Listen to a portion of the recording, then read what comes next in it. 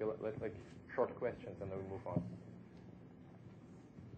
I just have a short comment, and that is, as I think about what your point to the open and engaged ethical debate, I think I try to put it in the context that the science and whatever the discipline of synthetic biology, as that advances, we need sort of the ethical discussions alongside those advances. It's not like, we'll engage some scholars and then 3 years from now, okay, we're done with, we have the ethics straightened out now. Because I think the field will advance and there'll be new questions. So I would just encourage you to sort of have something in there that, if you agree with me, that it'll be some ongoing process.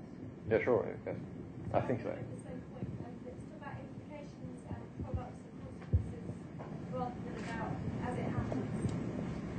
Way you phrase it. Okay. You mean it should be pointed out that it's an ongoing discussion, a process that should be started, and not cannot be finished like in 2 years' time. Yeah, I agree with that. Okay, two more. Yes. Eleanor. Yeah, thank you. Next. Actually, I would follow on the comment of Paula, saying that I would emphasize the fact that in this open and engaged debate, the engineers should be really part of this debate, because what's specific to synthetic biology is the fact that it's a convergent technology. So a lot of innovation, but also challenges will occur at the interface between biology, engineering. It's a multidisciplinary emerging technology. So I think that engineering ethics is ill-equipped to deal with the broader societal implications and ethical implications. So, well, I don't know if it's convenient or not for a consensus paper, but it could be nice maybe it could be interesting to emphasize this idea of engaging the debate with engineers too. Very last. Last one. Also want to congratulate you guys on a piece of work done well and begun well, but I think you also want to reflect on the fact that it's not just sort of different conceptions of life, but also different conceptions of ethics will lead you to different conclusions. And this is something that sort of, when I read this, I sort of get the sense that there's a sort of sense that there is an ethics out there, right? But a deontological ethics that has rules about the things that you must and must not do with life will give you very different opinions on synthetic biology than a utilitarian-based ethics, which says that actually what we're all concerned about is the difference principle, right? And this is the sort of thing we need to go on. So I just want to sort of push you guys to, when you're thinking about ethics, to think about a little bit about that. One of the missions of this sort of project has to be to draw out that we're not just talking about different empirical questions, we're talking about different sets of first principles. And that has a lot to do with the debate. Okay. Thank you. Let's move to the next section, next category, which is biosafety. I'll read that out. There we also have 3 statements here. And the first one is that careful attention must be paid to the way synthetic biology skills diffuse. By that I mean biohacking. And the consequences of further de-skilling biotechnology are not clear and should be monitored. A discussion is warranted on whether we need new methods to conduct risk assessment on novel issues such as new biological circuits made of parts or alternative or orthogonal biological systems. And if we need that new kind of risk assessment, what such methods would look like. The last one. Another important task of the safety discussion is not only focus on the negative aspects, but also how synthetic biology could itself contribute towards overcoming current, existing, or future biosafety problems. So these are the 3 points. Any comments on that? Steve?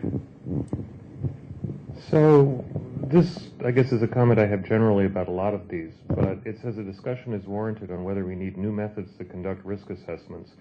And it seems to me that in the background there is indeed some normative content to that, but the question about whether methods work, methods either work or they don't. And I think what would be terribly useful to do in this document as a consensus document, particularly in the IP section to look ahead, is to figure out what we want as economists say, an objective function. What is the goal that people agree on? Because that's normative. That comes from God. We can't resolve that by reasoned argument. However, if we all agree that we should have risk assessment to some standard, then it's a statistical exercise to decide whether the existing methods can meet that standard with physically available sampling. And I think it would be terribly, terribly useful to go through the document and say, limit it to things that are about normative statements about goals and not conflate with that essentially technical questions, because this is like asking me to stare at an integral and guess what the answer is, right? I can work it out given time, but I can't really, answer that question now without doing the math. And I think it would be very, very useful to get the goals down in a document like this, but leave the technical details to be worked out later, because the technical details are either right or they're wrong. And it slips over, particularly in the IP, into sort of statements about what IP should look like, but really what you would like to know is what are the outcomes IP should be designed to serve. And then it becomes a fairly objective exercise, and it would be terribly useful to keep that distinction rigorous, in my opinion. Short comment on that. There was this Convention on Biological Diversity. They have a subsection on risk assessment of transgenic organisms, and they concluded that at the moment there is a risk assessment in place. It's working. There are some fine little details that have to be worked out, but it's up and running. We have some risk assessment tools to judge the riskiness of transgenic organisms and to decide if this can go to the field or to laboratory or not. And there are some tools to do that. Actually, I would say this is a technical question. Once we have agreed on that it's necessary to look if the methods we have might be not enough in order to cover things to come in synthetic biology. Like, I'll give you an example. If you have a genetic engineered organism, you have like a host and a donor. Normally it's 1 to 3 genes, a very little amount of genes, and you insert it. And you take for risk assessment the 2 host organisms in order to find out if the product is safe. So if the parents are safe, so in a very simple way, the product is safe as well. But if we have like hundreds and thousands of pieces and put that together, I'm not sure if this method is working the way it was constructed for simple genetic engineered organisms. So I think it's a technical question that has to be worked in the future. And then what we'd like to point out here is that it's necessary to look into the technical and statistical things in order to probably find new ways in order to deal with that, new constructs.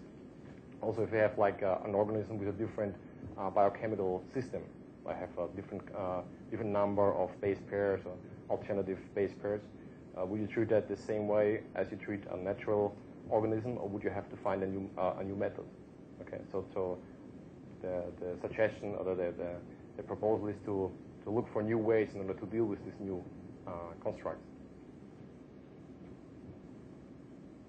I was going to basically agree entirely with the last comment and stress it back to you again and say that one of the things that has come out from my own personal experience in negotiations at the very highest international level is if you table something like this, the first feedback you'll get is that no one size fits all. And this community is just as diverse as the international community is. And that by doing what's just been suggested, you're no longer trying to create a one-size solution. You're creating a general set of principles which then each individual sub-community or individual or professional society can then implement in whichever way they choose. So this point, that second point, instead of talking about the details of risk assessment, just becomes that the aim here is to minimize the risk. And if you need to, then include as a part on that, including looking at risk assessments, or preferably risk management, because that's what you're talking about, is managing risk, not just assessing it. That was my point exactly. I was going to ask why you stopped at risk assessment rather than risk management or ideally risk governance. Yeah, that can be included. That's true. And they are quite different things, so you have to be a little careful. Yes, I know, but you're right. But I think that risk assessment, risk management, and risk governance, although they're different, they're somehow related. And if it's necessary to have some kind of new risk assessment, it doesn't have the same results, and we can fit it into the same risk management we've done in the past, and it will be necessary to adapt this as well. But I agree that this will be some point, yeah. Jim? And just to add another, risk elimination. I mean, there's a difference between risk management and risk elimination, and those are different goals. You can minimize risks and manage them, or you can actually choose to remove them entirely, and that goes to discussions around the precautionary principle as opposed to other ways of dealing with things. So.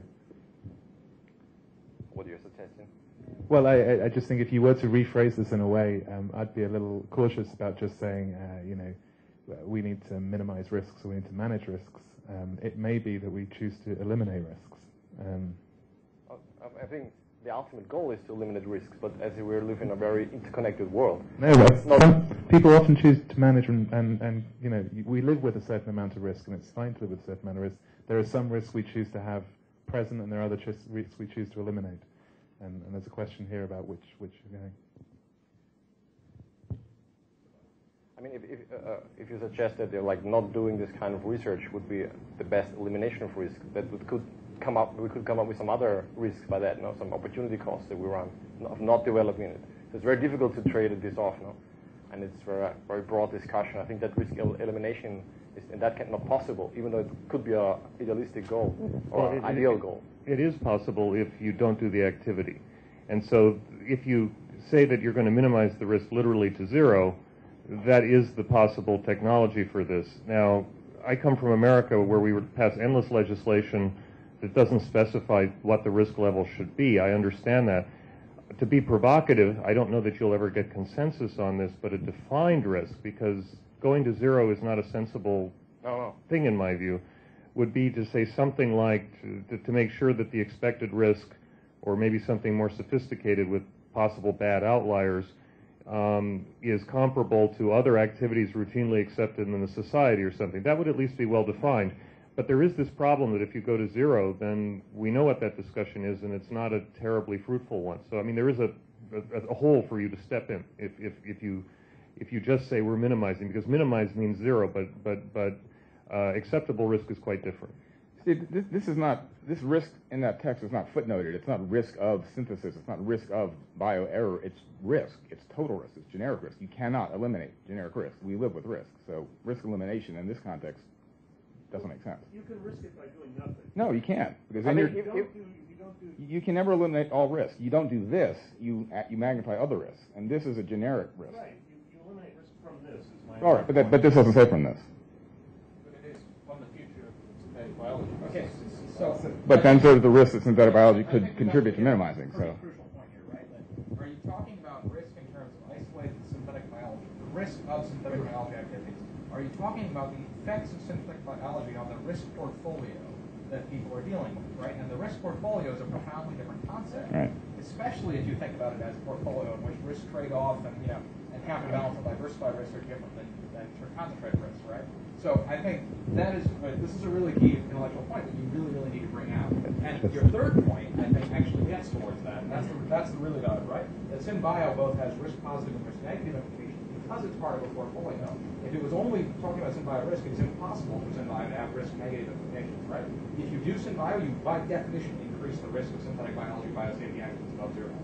So I think that the broader portfolio can give like a kind of framework that we can discuss on what kind of risk we will be willing to accept for synthetic biology, because it may have also beneficial effects in the future. And by that we can agree on, but this is a discussion. Say, okay, do we agree on a certain safety level or risk level? And if it falls below that, it's fine for us. If it falls up there, I mean, this is not a scientific question. This is a normative question that it needs to be discussed. But once some kind of risk level has been defined within the broader risk portfolio, then we can find some technical ways in order to find out if some activity falls below that risk or not. Following on from that, we're running into a problem of lack of clarity through brevity, I feel.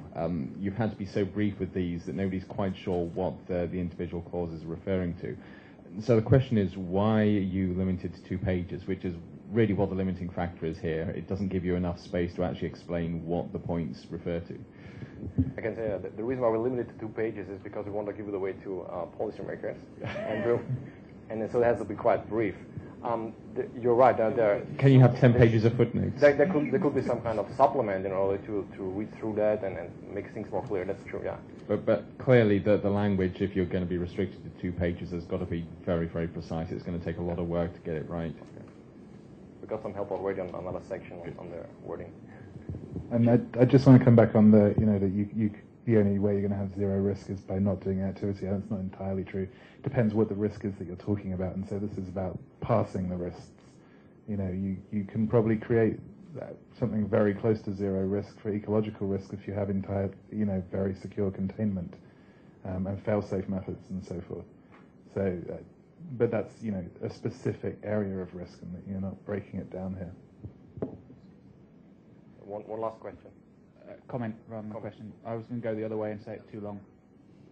I'd like to see each of these down to a one-line bullet point. Okay. In order to be effective. Well, no, what I'm saying is, all right, let's suppose you get a consensus document. What you're effectively asking is each individual member of the community to agree to what's on your piece of paper. Now, putting myself in the position of a lab scientist, I can probably find the time to read 2 pages, but if you want me to stop and think about the implications of a paragraph on the way I actually do my work, I haven't got time to look at the wider implications. What I do have is time to say, yes, I will try and find a way to minimize the risk. And that's why I say one-line bullet points. Once you go beyond that, you're talking about effectively a regulatory framework, even if it's self-imposed. Okay, let's come to the next point.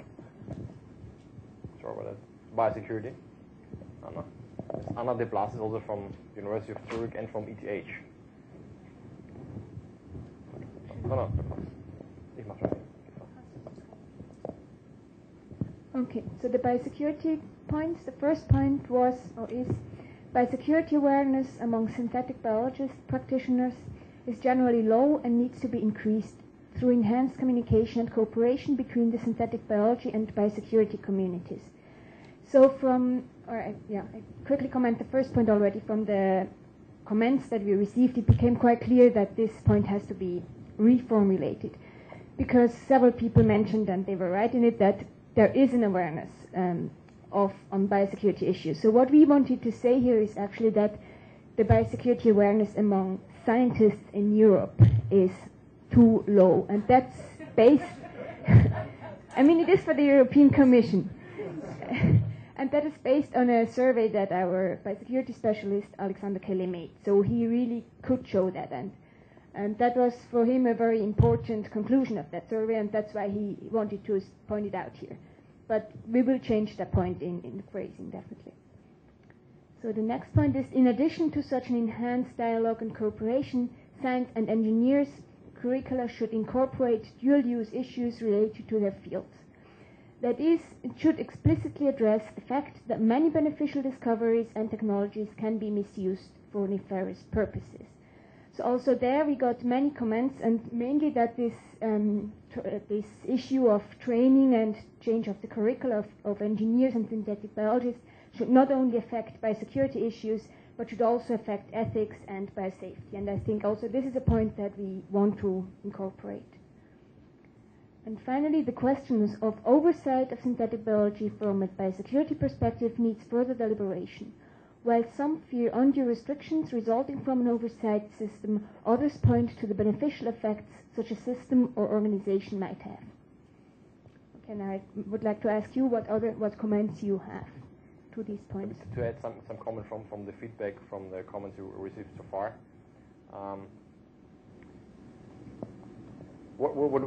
These 3 points, actually, they are, let's say, medium to long-term goals, and to create awareness. It doesn't go from today to tomorrow. Incorporate these things into the scientific curricula. It's a medium-term process, setting up something that does oversight as well. But there are also some issues that need more quick and rapid reaction, and there's that deals with more like imminent depression issues. For example, the 2 industry associations they have produced this report. Steve mentioned it as well. In order to come up with a corporate, a common undertaking to do screening together, share information, and check the screenings. And although there's the portal Steve has mentioned in his presentation, so there are some let's say technical solutions that need to be developed by, in that case, the industry, and also involving the synthetic biologists. That I think we should include here a 4th point, mentioning that it's necessary and also to support this kind of short-term technical solutions in order to some pressing problems, in addition to the medium and long-term issues we discussed here. Here. Hmm? Yes. Sorry. With the exception of the fourth point you just made, these 3 points look like they would read identically if you took out synthetic biology and put advanced biology and bioscience. There's the current debate, the NSAB in the United States, and similar discussions in Europe. I'm wondering if, since this is a document specific to synthetic biology, whether these could be collapsed as sort of a reference to that ongoing discussion which we support and endorse, but maybe you don't need to repeat it. Although, it may be useful for people to see it as well. I'm just wondering whether the point of this is to be specific to synthesis or whether you want to include broader issues, which is shares. And I then know that the fourth point you added is one that's specific to synthesis. To come straight back on your point, Jerry, I suspect there are communities in this that make up the synthetic biology community that aren't reflected in general concepts of advanced biology. I mean, the engineering side of it. Yeah, good point. I actually would agree that. Then in that case, reminding them that this other discussion is going on, which is quite germane, maybe I would agree that this is an issue that deals with life science in general, but I think the aim of our initiative is to at least establish some more awareness in the synthetic biology community. I mean, here's a very good point. It's engineers, you have computer scientists, you have people who have no experience with biological research discussions at all. I mean, there's for example, Malcolm Dunder. He's one of his PhD students is now working on engaging with life scientists all across Europe in order to find a way to introduce biosecurity-related issues in the teaching plan. Okay, so there's work going on right now, and we're in contact with him in order to try to include also stuff that is related to synthetic biology. So there is a kind of synergy between initiatives and activities that are going on right now for the broader life science communities, but also understate the underlining that is also relevant for synthetic biology, and this should be included right now. What is an opportunity that is there? I think that right now a master of synthetic biology actually has been created or is going to be established in France. And so as new curriculums are going to be made right now in synthetic biology, I think it's a good opportunity, a good timing, a window of opportunity in order to argue a lobby for this inclusion. There's one community that isn't often talked about when people talk about biosecurity, and that's the bored teenagers who suddenly find that they could make a pathogen if they tried really hard, and so hypothetically they do it just because it can be done, and they seem to be somewhat outside the normal web of groups that you consider with biosecurity. And the question is this something that seriously needs to be considered, and is it captured within this, or is this something that unique to synthetic biology and this increasing ability to do things that we need to address? Actually, it's actually on the border between biosafety and biosecurity, because, and I think it was the first point on the biosafety. It was, and see, I think it actually belongs in both. It definitely belongs in biosafety, but I would wonder that whether it also belongs in biosecurity, because this is exactly the analogy with the computer hackers, where people will push the boundaries just because they can. Yeah, that's true. It extends into biosecurity.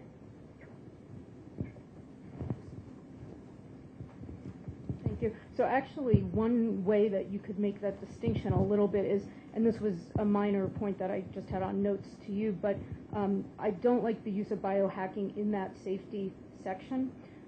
There's a perfectly good word for it. It's amateur. If it really is something, just doing stuff in your garage. In security, there may be a hacking aspect to it where somebody is really thinking about, I really want to muck the system up. Or it could just be stupidity on the part of a teenager. It could be either one. And again, if you went with some sort of regulatory regime, there are certain sets of regulations that would get you away from that, or there are sets that would not. And it's just a trade-off between how strictly you want to control the distribution of the materials that you need to do this.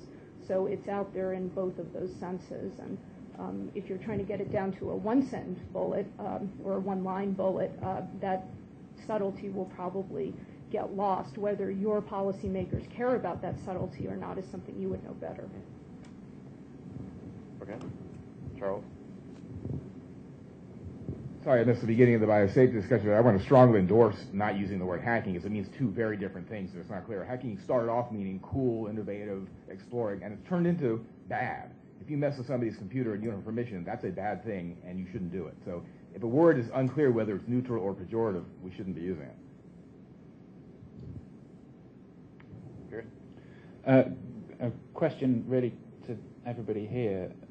In fields other than biology, is there a differentiation between safety and security? Because certainly in traditional biology, from microbiology, the safety community has sort of assumed the security aspect. So when you're talking about physical measures, biosecurity is considered a subset of biosafety. And I was wondering, is there any reason why you keep the points separate and not address safety and security under one heading? Well, there is a reason for that. I've shown this slide in other presentations that in many languages it's the same term, safety and security. There's no differentiation. And for laboratory safety and security, there's a differentiation if there's an intention or there's not an intention. That's not an argument that I can agree to. There isn't a word difference, but there wasn't a word for biosecurity in English until it was created. You come up with the concept, people will find a word to refer to that concept. Actually, the effects can be quite similar. It's the same biological effects. One is intentional, one is unintentional.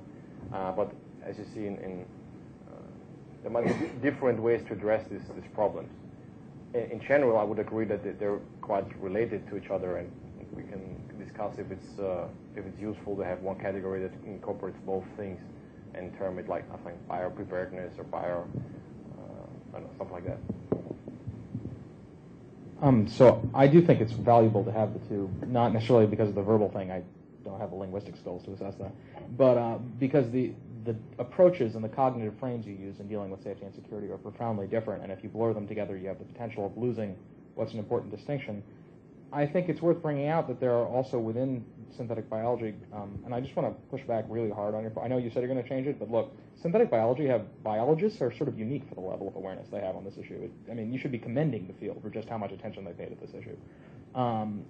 But there are sort of attempts at technological barriers being constructed within the field, right, with the mind of both biosafety and biosecurity in mind, particularly at the level of chassis design, that really need to be highlighted as the sort of thing that is both intellectually ambitious, has never been tried before, and very promising.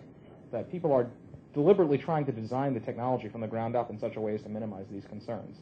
This has never happened before. It's worth thinking about, and it's something that needs to be drawn out in a very serious way. So. I think one reason also to keep it separate is that I think if we had only one term, Europeans and Americans would understand something completely different from it. I think the Americans would think of what we call here biosecurity. The Europeans would think of biosafety. Yeah. And if we have two terms, we make clear that there are two topics. I think so. Although it is from the European perspective, I think that might be a reason. So one more comment, Charles?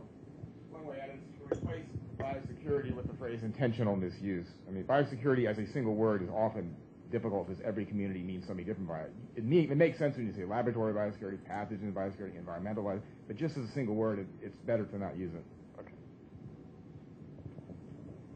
Okay, let's come to the next topic.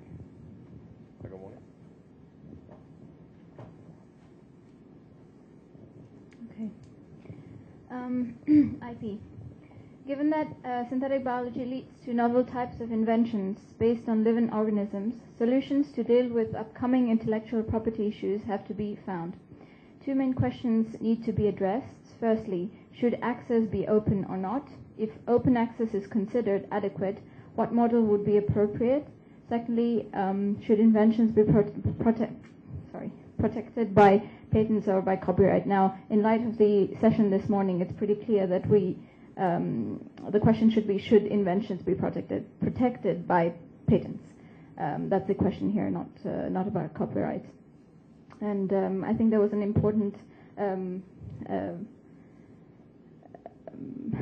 feedback also relating to Jim's point earlier on that perhaps there should be a link with the question on social justice and the global divide for the IP section as well.